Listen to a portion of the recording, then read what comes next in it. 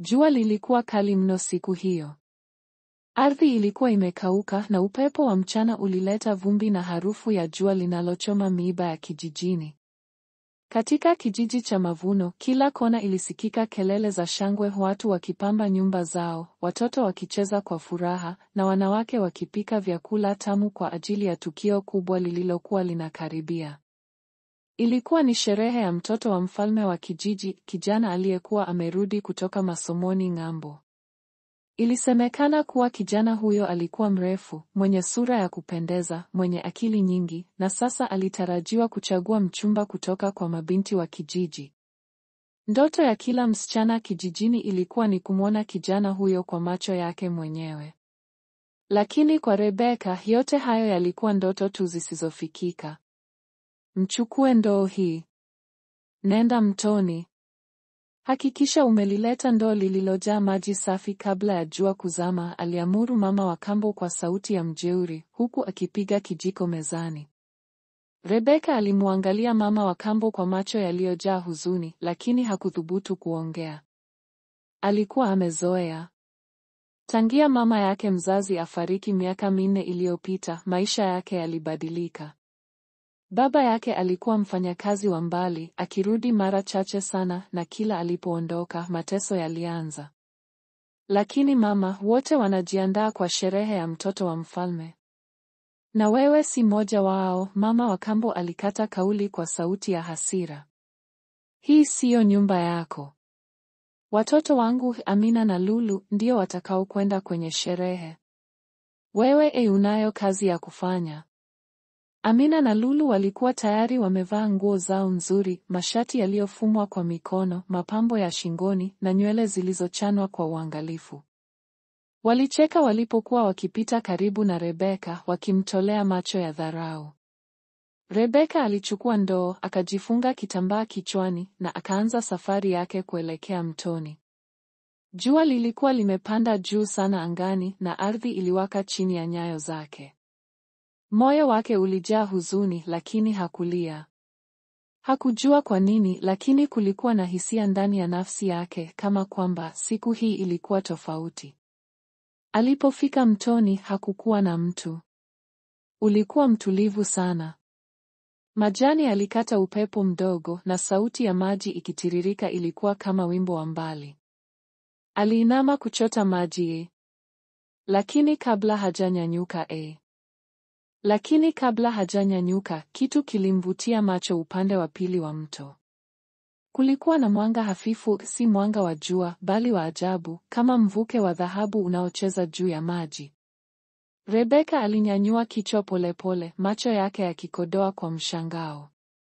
Katika kivuli cha miti mikubwa ya mtoni, aliona mtu, kijana, akiwa amesimama, akiwaangalia maji. Alikuwa amevaa mavazi tofauti na ya kawaida, joho la kijani lililoning'inia begani, mkufu wa kipekee shingoni, na sura yake ilitoa utulivu wa kifalme. Macho yake yalikuwa mazito, yenye uzito wa mtu aliyeshuhudia mengi, lakini bado akiwa na mvuto usioelezeka. Rebeka alijikuta akisimama bila kutaka, akimkaribia taratibu. Samahani, alisema kwa sauti ya hofu, wewe ni nani? Kijana alitabasamu kwa upole, sauti yake ikawa tulivu kama maji ya mto. Mimi ni mwana wa mfalme. Rebeka alipigwa na butwaa. Lakini sherehe yako kila mtu anakungoja kijijini. Kijana huyo alitazama maji, kisha akasema kwa sauti ya kutafakari, wote wanaokuja kwenye sherehe, wanakuja kuniona mimi. Lakini nimekuja kukuona wewe. Rebeka alirudi nyuma kidogo, moyo wake ukidunda haraka. Mimi? Kwa nini? Kwa sababu kila mtu aliambiwa aonyeshe sura yake nzuri leo, lakini wewe umeonyeshwa moyo wako wa dhahabu hata katika jua la mateso. Aliinua mkono wake na kutoa mkufu wake wa kifalme. Mwanamke wa kweli hupimwa sio kwa mavazi, bali kwa roho yake. Na leo, nafsi yako imenivuta zaidi ya kelele za sherehe. Rebeka alishindwa kusema neno. Machozi yalimtiririka kimya kimya. Kwa mara ya kwanza alihisi kama dunia nzima imemwona, si kama mtoto wa kambo, si kama mtumwa wa kazi, bali kama mtu mwenye thamani. Kijana alitoa mkono wake. Njoo nami. Mji uko pale, lakini hadithi mpya inaanza sasa, na wewe ni mhusika mkuu. Na hivyo, kwa hatua ya utulivu na mwanga wa ajabu ukiwafuata kama kivuli, Rebeka na mwana wa mfalme walielekea kijijini. Watu waliposimama kushangaa kumwona binti wa kambo akiwa upande wa kifalme, kila moyo uliuliza swali moja. Ni nani msichana huyu ambaye hakuwa kwenye mialiko, lakini sasa ndiye moyo wa sherehe? Na jibu lilikuwa rahisi. Mungu haangalii jina la ukoo. Anaangalia moyo wa dhahabu. Kijiji kilizizima. Milango ya jumba la kifalme ilikuwa wazi, muziki ukipigwa na wapiga ngoma, harufu ya vyakula vya kifahari ikitanda hewani. Wasichana waliovaa mavazi ya harusi walipiga picha karibu na mtoto wa mfalme, lakini sasa walikuwa wamesimama kimya, wakitazama kwa mshangao mkubwa. Mwana wa mfalme aliingia akiwa ameshika mkono wa Rebeka, sura yake ikiwa imetulia, lakini macho yake yakionyesha furaha isiyoelezeka. Watu walishangaa. Malkia mwenyewe alinyanyuka kutoka kwenye kiti chake cha kifalme, akainama mbele kidogo kana kwamba macho yake hayaamini kile anachokiona. Ni nani huyu msichana? Alimuuliza mwanawe. Mwana wa mfalme alitabasamu na kusema, ni yule ambaye kila mtu alimsahau, lakini moyo wake ulinifundisha maana ya malkia wa kweli. Rebeka alisita, akajaribu kuachia mkono wa kifalme, lakini kijana huyo alimshika kwa nguvu ya heshima, si ya nguvu. Malkia alishuka taratibu hadi alipokuwa Rebeka, akamtazama kwa muda mrefu, kisha kwa mshangao wa wengi, akampokea kwa busu la mguu, ishara ya heshima kuu katika tamaduni ya kifalme ya kijiji hicho. Sauti za kupiga makofi zikasikika polepole, zikakuwa kuwa shangwe. Binti wa mfalme, wale waliokuwa wamefika kwa majivuno na mapambo, waliona nyuso zao zikipotea kati ya umati uliogeukia Rebeka, msichana wa mtoni, aliyevalia nguo ya kawaida, lakini aliyevaa roho ya malkia. Nyumbani kwao usiku huo. Mama wa kambo alikaa kitandani, macho yakiwa yametumbua kwenye dirisha. Binti zake wawili walirudi kutoka sherehe hiyo wakipiga kelele za hasira. Mama! Yule msichana wa mtoni, Rebeka, ndiye aliyeingia kwa mkono wa kifalme. Watu wote walimtazama yeye. Mama wa kambo alishtuka, sauti ikitetemeka. Haiwezekani. Rebeka. Msichana niliyemtuma kuchota maji mchana wa jua kali. Lakini moyo wake ulijua. Ulijua kuwa kosa lake halikuwa kumtuma Rebeka mtoni, bali kutotambua thamani ya almasi iliyoishi ndani ya nyumba yake. Kesho yake, sokoni. Rebeka alipita sokoni, watu wakisimama kumpisha.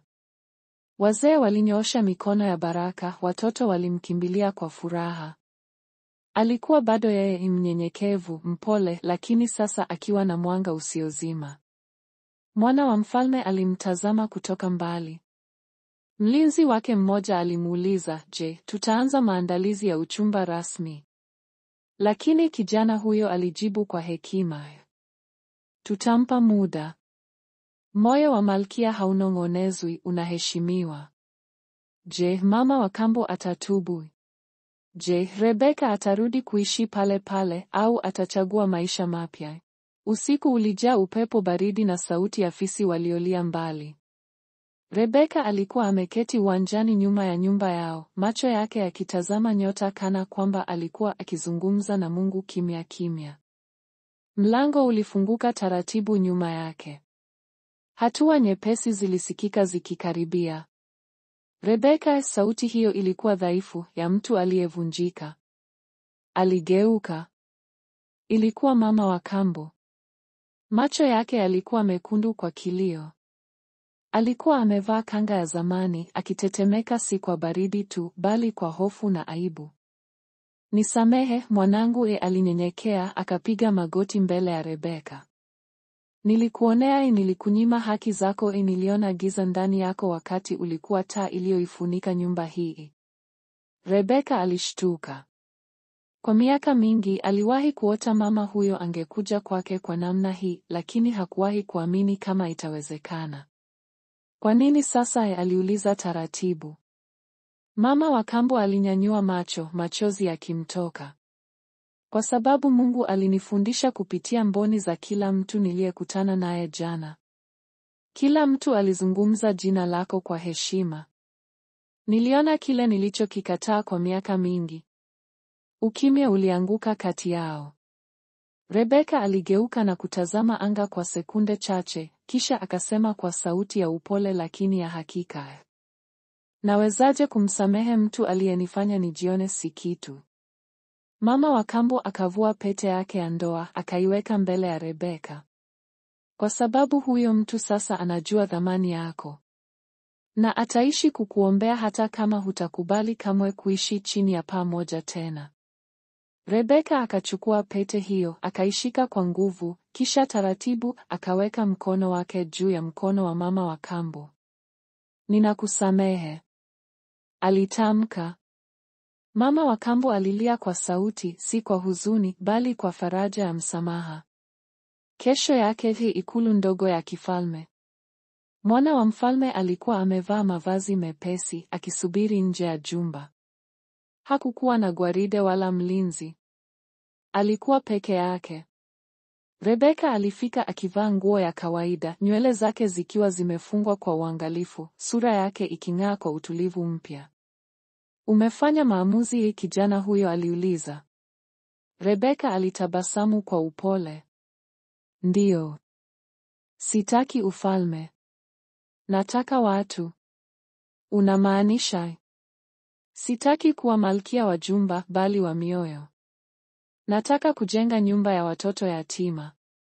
Mahali pa heshima kwa waliokataliwa. Kama nilivyokuwa. Mwana wa mfalme akatabasamu, macho yake yakijaa mshangao. Sasa naelewa kwa nini Mungu alikuleta mtoni, si jumba la kifalme. Miaka 3 baadaye, Rebeka Foundation. Watoto walicheza uwanjani, wakicheka kwa furaha. Jengo jipya lilikuwa limeandikwa kwa herufi kubwa. Nyumba ya mioyo imara, chini ya Rebeka Foundation. Mwana wa mfalme alikuwa mgeni rasmi, lakini sasa watu walimjua zaidi Rebeka. Si kwa sababu ya sura wala mavazi, bali kwa sababu ya moyo uliowainua waliokuwa wamevunjika.